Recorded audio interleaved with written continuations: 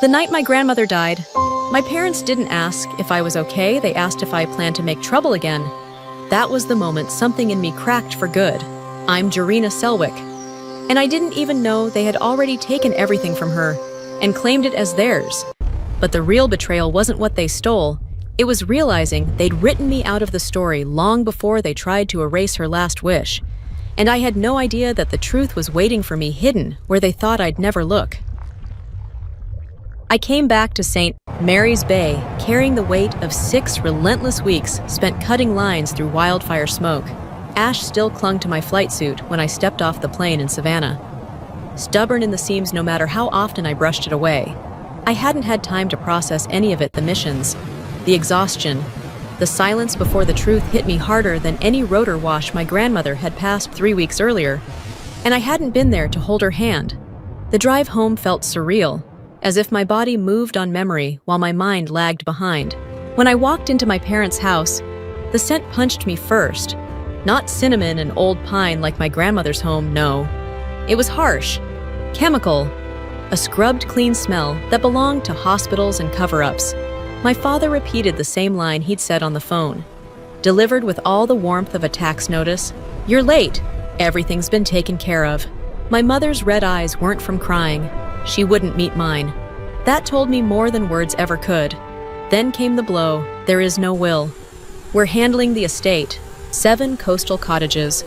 Her life's work swept out from under me, without hesitation, without explanation. Every question I asked was dismissed. Every attempt to understand shut down.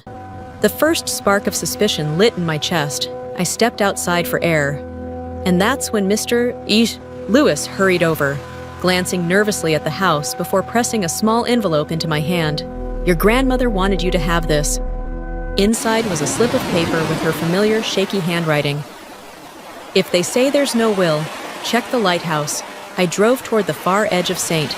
Mary's Bay with the note from Mr. Lewis burning a hole in my pocket.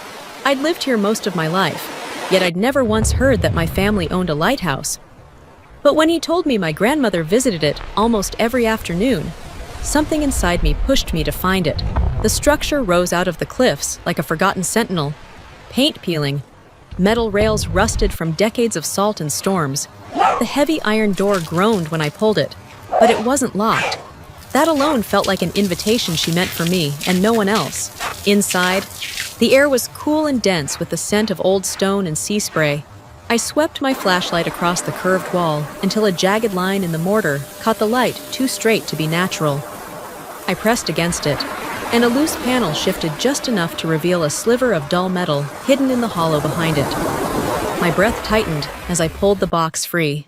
It was military issue, sealed with a strip of brittle lead that cracked under my thumb. Everything inside was crammed together carelessly, papers, a small notebook, receipts, envelopes, all stuffed in without order. It didn't look like something tucked away for safekeeping. It looked like something hidden in a rush. The smell of fading ink mixed with salt hit me hard. For a moment, opening the notebook felt like crossing a line I shouldn't cross. My hands trembled as I flipped through the pages, afraid of what I might find, afraid of what I already suspected. Her handwriting wavered but remained unmistakable. One entry read, "Someone wants me to change what I've already decided." Another, written in a smaller script, said, "I don't know if I should tell Jarena yet." Behind the notebook rested a draft of her will, my name written clearly beside the responsibility for all 7 cottages. She had never mentioned this to me, never hinted at any change, never hinted at fear. Under the draft lay receipts for roof repairs, plumbing fixes, fresh paint, every single one paid for by her alone. None of it aligned with what my parents told me. A warped, water-stained page at the back stopped me cold. The ink had bled, but the message was still legible. "They're coming tonight. I don't want to sign what they're bringing." The words sliced through the silence of the lighthouse. She had been pressured. Someone in my family brought something to her door, and she refused. When I finally stepped outside, the late afternoon light hit the sand in a way that revealed faint footprints leading away from the lighthouse prints, not washed out by tide or wind. Someone had been here not long before me, someone who knew exactly what they were looking for, and someone who might return. I drove to see Hester Donnell as the sun dipped low over Pelican Row. Her porch light flickered to life as I walked up the steps. And she greeted me with the same gentle steadiness she'd shown my grandmother for years. When I mentioned the lighthouse, she paused, the expression in her eyes shifting from warmth to worry. She told me my grandmother had always feared someone close was trying to take something meant for me, but she never explained what. When I pressed her for more, Hester let out a long, careful breath and told me about the night before my grandmother was hospitalized. She had gone over with homemade soup and saw my father leaving the house, clutching a stack of yellow papers. When she stepped inside, my grandmother seemed unsettled, moving things on her desk as though something should have been there and wasn't. Hester imitated her soft voice. "Something isn't where I left it." A chill spread through me. I asked if she knew what the papers were, and Hester nodded slowly, remembering a moment she hadn't understood until now. My grandmother had mentioned earlier that week that she had finally finished signing something important. She had sounded relieved. Signed, what with whom? Why was nothing left behind? The pieces fell together too smoothly to ignore. The will wasn't a rumor. My parents had access to her office, and she had been afraid enough to hide everything in a place no one thought to look. Before I left, Hester gripped my hand with surprising strength and said, "You'd better brace yourself, dear. Truth in a family like yours never lands soft." I walked back to my car with her warning echoing in my chest, knowing something deeper and darker had only just begun to surface. I walked into my parents' dining room, holding on to the last fragile piece of hope I hadn't already lost. The familiar wooden table sat in the center, but the warmth I associated with it was gone. My father watched me with an expression sharp enough to warn me before he even spoke, while my mother stood near the counter, twisting a napkin so tightly it threatened to split in two. I sat down because standing felt too much like bracing for a blow. My father got straight to it. "There is no will, and we need to settle the estate. No mention of her, no softness. Just a declaration delivered like a business update." They pushed a thick stack of folders toward me, supposed proof that they had paid for repairs on all 7 cottages. I skimmed the documents, and my pulse jumped. The signatures were wrong. They were too rigid, too clean. None of the gentle tremor that marked her handwriting near the end. I pointed it out, but my father shot back that I wasn't an expert, that the documents were perfectly legitimate. He stared at the papers instead of at me, as if making eye contact might crack whatever story he'd practiced. Then the first blow landed. An invoice for roof work dated the exact day she had been in the ICU. I asked him how she managed to sign anything while hooked to machines. My mother's breath hitched. My father accused me of twisting facts, said I always assumed the worst. But the worst was still coming. A real estate flyer sat half hidden within the stack, showing Cottage 4 freshly photographed and prepared for sale. I asked who approved it. My father snapped that it was their house. They're right. Something inside me split at the words. I pressed again, asking where the renovation money came from. My mother stumbled through an excuse about paying for it all, promising they just hadn't shown me the documentation yet. But I had already seen the truth in the lighthouse. Every bill paid by my grandmother alone. Their story was unraveling thread by thread. When I finally asked if my grandmother had ever talked to him about her intentions, he muttered the line that ended whatever remained of my trust. She changed her mind. She had to, forced to. The room felt suddenly smaller. I pushed my chair back and walked out before the weight of it all crushed what was left of me. The hurt inside me didn't fade. It hardened into resolve. I went straight to my grandmother's attorney the next morning, replaying every word from the night before. His office was neat and lined with framed legal certificates, a place meant for order and honesty. When he looked over the draft I handed him, all color drained from his face. He remembered it clearly. She had come to him wanting to update formal documents. They simply hadn't finalized everything yet. He turned to his computer to retrieve her file. Nothing. No folder. No documents. Not even remnants of a draft. He dug deeper, opening the access log. And there it was, a single unauthorized login during the week she died. He stared at the screen for several seconds before saying someone had deleted all of it. He clicked into the device identifier tied to the intrusion, SLWD. .ew3. The sequence lodged itself in my ribs. Grant used that format. Grant, whose life had slid off the rails in recent years. Grant, who knew his way around falsifying signatures. Grant, who owed my father too many favors. Before I could voice the dread forming in my chest, the attorney added something else. My grandmother had emailed him a PDF labeled Final Version, saying she'd planned to sign the official copy with witnesses that week, but the file never made it into the system. Someone stripped everything clean right after she sent it. Then came the detail that tightened everything into a single point my father had dropped by the office that same week, unannounced, asking questions about ownership rules. At the time, it hadn't seemed suspicious. Now it felt like a missing puzzle piece sliding into place. I thanked the attorney and stood. My voice steadied even as my pulse raced. I told him I wasn't letting this go, that she would never leave without making her intentions known. And when I stepped out into the sunlight, only one person held the next piece of the truth. Grant. The wind swept hard across the beach that afternoon, kicking sand against my legs as I approached Grant sitting alone near the waterline. He looked nothing like the boy who used to race me along this shoreline. His face was gaunt, his eyes glassy from too many sleepless nights, and his hands shook as he rolled an empty soda can between his fingers. When I mentioned my grandmother, he didn't even try to hold my gaze. He just muttered that he didn't want to be part of this anymore. I told him about the unauthorized access in the attorney's system, and his reaction cracked the truth open. His shoulders sagged as he admitted my parents had asked him to clear out old files, to tidy things up. He insisted he never knew it involved anything important, repeating that he needed the money, that he had no idea she was already that sick. Hearing it didn't absolve him, but it did show me he wasn't the architect, just a crumbling link in a chain someone else forged. Then came the detail that changed everything. My father had shown up at Grant's apartment with envelopes of cash, telling him to erase anything that could confuse ownership, and even directing him to reset her email password. That was no accident. That was intent. But the twist hit even harder. Grant confessed he had saved a copy of what he deleted because something about the whole situation felt wrong. He stashed it in the lighthouse storage room, the place my grandmother trusted most.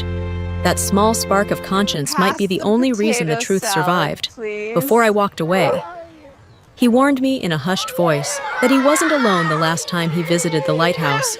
Someone had followed him, someone quiet. Sweetie. The wind suddenly felt colder. I looked out at the darkening horizon, knowing exactly what I had to do next, even if it meant stepping into danger. Twilight had just slipped away when I returned to the lighthouse. The sky above it was streaked violet, and the wind moaned through the cracks like a warning. The metal door screeched as I pushed it open, and the spiral stairs hummed under my steps as though they remembered the last person who passed through. The storage room below was colder than before. My flashlight cut across the space, revealing small signs that someone had been here, boxes shoved aside, a map on the floor. The faint smell of fresh sweat mixed with salt. Whoever it was had searched quickly, desperately. I dug through the crates until my fingers brushed a weathered anti-moisture bag wrapped in old military cloth. Inside was a silver USB, marked with my grandmother's handwriting. I plugged it into my laptop, holding my breath. Her face appeared on the screen steady, focused as she signed her will. 2 witnesses stood beside her.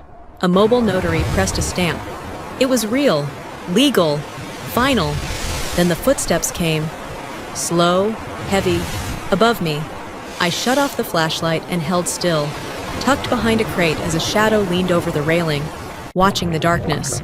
My heart hammered hard enough, I feared it echoed. After a long, suffocating moment, the figure stepped back and disappeared into the night. When I reached my car, the driver's door was cracked open. Nothing was stolen, but the seat had been pushed back as if someone had waited inside. Fear and resolve collided in my chest. I gripped the steering wheel, the USB safe in my pocket. It was time to bring everything to the courthouse. The morning wind at Camden County Courthouse cut straight through my coat as I climbed the steps with the USB tucked against my chest. My boots still carried sand from the lighthouse, leaving faint trails across the polished floor as I walked into the courtroom. My parents were already seated. My father leaned back with the confidence of a man who believed the ending was already his. My mother tried to look composed, though her trembling hands betrayed her. I kept my eyes on the judge's calm voice, sharp gaze, while my parents insisted there was no will. They waived repair invoices, claimed they alone cared for my grandmother, even argued that I was never meant to inherit anything. Hearing my father say it aloud tightened something deep inside me. When my attorney connected the USB, the room stilled. The video appeared my grandmother signing the will in her pale blue sweater, her hand shaking but sure. 2 witnesses followed. A mobile notary stamped the page. The truth unfolded without room for denial. The judge reviewed every piece, then let out a quiet, almost amused breath. "Well, this is interesting." My mother collapsed into her seat. My father's confidence vanished. The judge froze all property transactions, granted me temporary control, and ordered a full investigation. I didn't feel victory, just the weight of my grandmother's trust settling gently on my shoulders. The mediation room was warm but unbearably still, the kind of quiet that pressed against my skin. My father sat rigid on the left, his hands trembling even as he tried to fold them together. My mother looked worn down to the edges, her eyes sunken from nights spent pacing instead of sleeping. The mediator's voice was gentle when he said we were there to find a path forward, but I could feel the tension pulsing beneath every word. I let the mem speak first. My father finally broke, his voice rough as he admitted they were buried in debt, years of unpaid taxes, bills stacked beyond control. The cottages had looked like salvation, the only escape from collapse. My mother's tears slipped free as she said they hadn't meant to cut me out. That fear had twisted everything. Fear of losing me, and fear of losing everything else. The betrayal still hurt, but beneath it, I felt something more complicated: grief for what our family had become. I told them I would take over the cottages, no selling, no mortgaging, but I wouldn't let them fall apart entirely. Something in them eased, a tension loosening at last. Then Grant stepped in, voice unsteady, saying my grandmother wanted me to continue what she couldn't finish. His apology was small, but honest. The mediator ended by saying no one had won. But at least the truth had finally surfaced. Sometimes justice wasn't a blow, it was clarity. The first morning back in St. Mary's Bay felt different, lighter, calmer. As if the town itself exhaled after months of tension. Dawn spilled across the cottages my grandmother painted years ago, brushing their mint, yellow, and sea-gray walls with a soft glow. I stood on the grassy footpath with the full ring of keys in my hand. They no longer felt like a burden forced on me, but a responsibility I was finally ready to shoulder. I started at House 3. The door sighed open, letting out the familiar scent of sun-worn wood and distant waves. Inside, the magnolia painting my grandmother loved hung slightly crooked, exactly how she would leave it before fixing it with a small, amused shake of her head. I straightened it gently. Papers for repairs were stacked neatly on the table, waiting for someone to pick up where she left off. I moved through the house, making a list of what needed attention, talked briefly with the renters next door, and checked the rental rates she always kept fair. None of it felt like work. It felt like honoring the rhythm she lived by. When I stepped outside, my parents were standing on the edge of the lawn. For the first time, they weren't defensive or guarded. My father simply said they would help if I ever needed it. My mother handed me a small bag of cookies, my childhood favorite, her eyes soft but cautious, as if hoping for a fragile truce. It didn't erase anything, but it was a beginning. My phone buzzed with a message from Grant. Rehab was hard, he said, but he was finally facing himself, and he thanked me for pushing him toward the truth. I looked out over the water, realizing this was the first time in years I felt something close to hope for my family. Damaged, imperfect, but not lost. Later, in the main house, I sat at my grandmother's old desk. The breeze drifted through the window, carrying the scent of salt and pine her scent. I opened her journal to a blank page and wrote, "Justice isn't always a storm. Sometimes it's a steady light in an old lighthouse, revealing what someone tried to hide." When I closed the journal, it felt like she was there, smiling,